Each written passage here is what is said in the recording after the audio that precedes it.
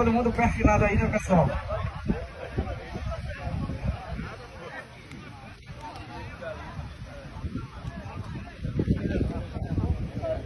Agora sim, a gente convida as duas equipes a entrar no campo até o centro do gramado. Pode ir, pessoal.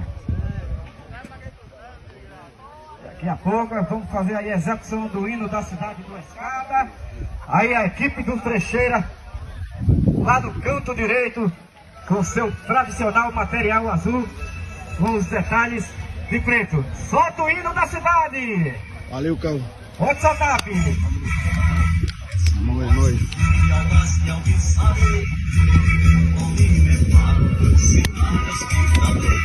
Pra cima, vamos embora.